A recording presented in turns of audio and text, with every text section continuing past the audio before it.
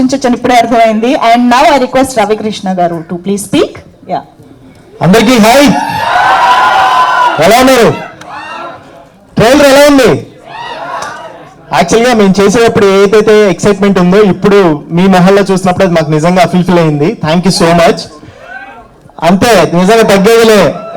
25th కోసం wait చేయండి, మేము అదే చెప్తాం. సో విరూపక్ష చేసేటప్పుడు నాకు డే 1 నుంచి ఒక మంచి సినిమా చేస్తాను, ఒక మంచి క్యారెక్టర్ చేస్తానని ఒక క్లారిటీ ఉండేది. మళ్ళీ ఈ సినిమా చేసినప్పుడు నాకు ఆ ఫీలింగ్ డే 1 నుంచి ఉంది.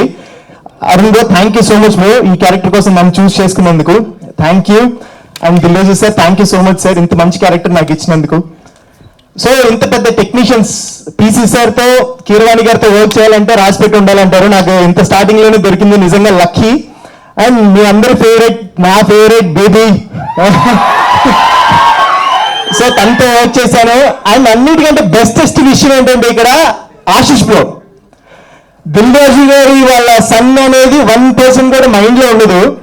లిటరల్లీ సెట్ లో అంటే ఆర్ట్ అసిస్టెంట్ దగ్గర నుంచి ప్రతి చిన్న ప్లేస్ లో ఉన్న పర్సన్ నుంచి ప్రతి ఒక్కరికి ఎంత రెస్పెక్ట్ ఇస్తారనేది నేను చూశాను. Really thank you so much bro, మీతో కలిసి వర్క్ చేయడం నిజంగా thank you, so happy. Trailer చూశారు కదా, సినిమా దీనికి నెక్స్ట్ లెవెల్ ఉంటుంది, రెడీగా ఉండండి, అప్పుడు మాట్లాడతాను సక్సెస్ మీట్ లో. Thank you so much. Super, thank you so much.